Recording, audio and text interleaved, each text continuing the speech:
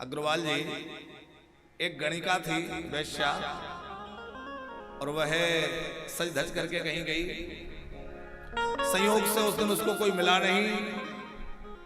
हारी थकी कुछ परेशान निराश होकर लौट रही थी, तो एक शिव मंदिर के समीप में बैठ गई। बाहर उसको पान खाने का अभ्यास था, तो उसने पान खाने के लिए चूना निकालकर डब्बी से पान में लगाया। वो चूना कुछ उसको लगा कि अधिक हो रहा है, ज्यादा निकल गया, तो उसने आवश्यकता अनुसार तो पान में चूना लगाया, बचा हुआ शेष चूना शिव जी के मंदिर की दीवार से पोत दिया, तो बच गया था। तो उंगली साफ करने के लिए पहुंचा, कोई भगवान शंकर की सेवा तो नहीं की। ऐसे ही उसने दीवार में अंगुली को पहुंच दिया। संयोग से कुछ दिन बाद उसकी जब मृत्यु हुई, तो यमराज के दूत उसको लेने आए, लेकिन उधर से देखा कि भगवान शंकर के पार्षद शंकर के गण चले आ रहे हैं। शिव गणों को आए हुए देखकर यमराज के दूत डर गए। भाई आप सब कैसे पधारे? अरे ये तो पापिन है, इसको हम लेने आए थे। बोले पापिन तो है, पर इसने शिव मंदिर में सेवा दी है, तो अभी ये पाप मुक्त हो चुकी। क्या सेवा दी है? बोले भगवान शंकर के मंदिर की दीवार को इसने चूना लगा के रंग लगाया, पुताई कर दी। अब आप विचार करिए, ये कोई सेवा की थी उसने? कोई भाव था उसका? लेकिन बस वो चूना उसने अनायास लगा दिया। उसी से वह अपने पापों से मुक्त होकर के और शिवलोक को चली गई, और शिवलोक में जाके विराज गई। अब आप विचार करिए, हम लोग श्रद्धा पूर्वक सवार्चन करें तो क्या शिव जी हम पर कृपा नहीं करेंगे? एक सुवर्चा नाम की एक ब्राह्मण कन्या थी, उसका भी एक प्रसंग से महापुराण में आता है। त्यागी जी, सुवर्चा नाम की एक ब्राह्मण कन्या थी जो बहुत ही गुणवती थी और बड़ी रूपवान थी, बड़ी सुंदरी थी। पिताजी ने उसको विवाह योग्य देखकर विवाह कर दिया, और जहां उसका विवाह हुआ तो संयोग कुछ ऐसा रहा कि उसके पति बीमार पड़ गए और कुछ दिन बाद उनकी मृत्यु हो गई। अब पति की मृत्यु होने के बाद वह अपने माता पिता के पास आ गई। शुभ महापुराण में उसकी कथा है। लेकिन वह पथभ्रष्ट हो गई। वह पुनीत पावन काल था, लोगों ने समझाया, माता पिता ने समझाया, पर वह स्वेच्छाचारिणी की तरह आचरण करने लगी, तो माता पिता ने घर से निष्कासित कर दिया। अब वह जंगल में भटकने लगी, तो एक भील ने उससे विवाह कर लिया और भील ने उसको अपनी पत्नी बना लिया। अब उसका इतना पतन हुआ कि जब भील के साथ रहने लगी तो शराब पीने लगी, मांस खाने लगी, सब प्रकार से अधर्म परायण हो गया जीवन। और कथा है कि एक दिन वह शराब के नशे में चूर थी और भूख लगी हुई थी, पति कहीं बाहर गया था, तो वह स्वयं ही भेड़ों के बाड़े में, जहां भेड़ गाय बछड़े सब बांधे जाते थे, वहां गई, हाथ में तलवार लेकर किसी पशु को मार करके उसको अपना भोजन बना लूंगी। तो उसने, अब वो नशे में चूर तो थी ही, भूख से व्याकुल भी थी, कुछ अंधेरा भी था, तो एक बकरे को मारना चाहा, और बकरे के धोखे बछड़े में जो है तलवार लग गई, और बछड़े का गर्दन कट गई। उठा के जब घर में लाई तो देखा रहे तो बछड़ा है।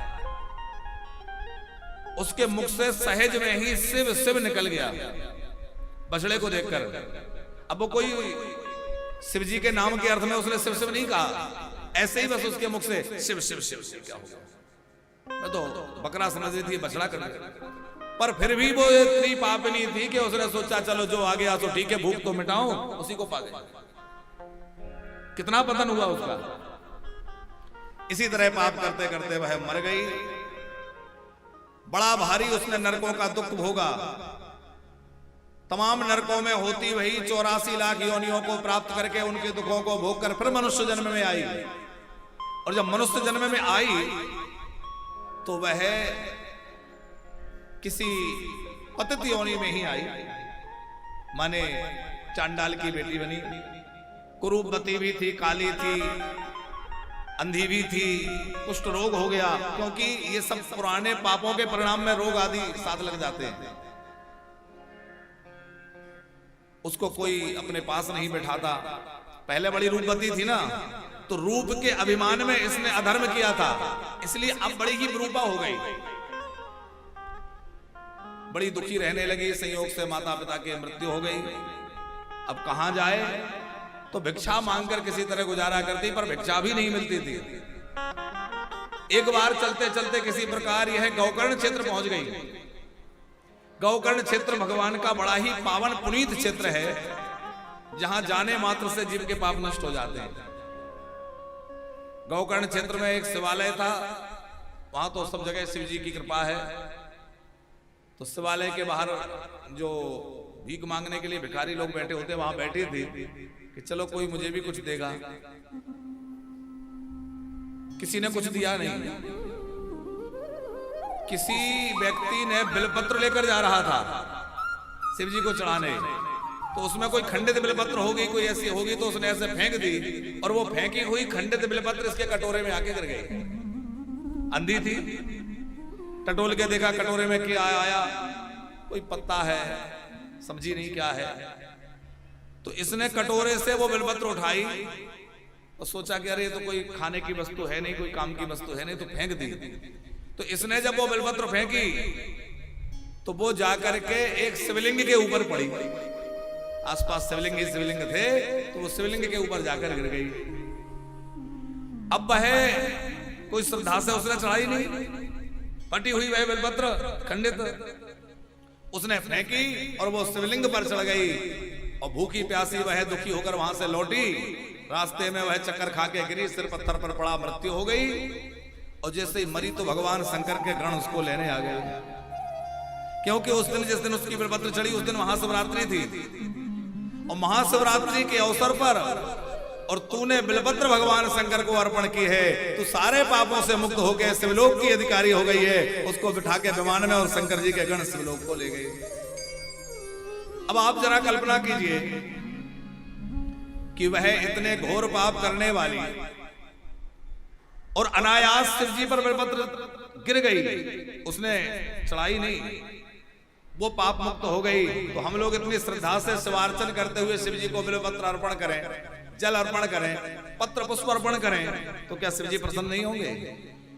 वो करुणावतार हैं, वह न जाने कौन सी अच्छाई ढूंढ लेते हैं, देख लेते हैं कि इसने ये अच्छा किया, उसी को बहाना बना करके करुणा बरसा देते हैं।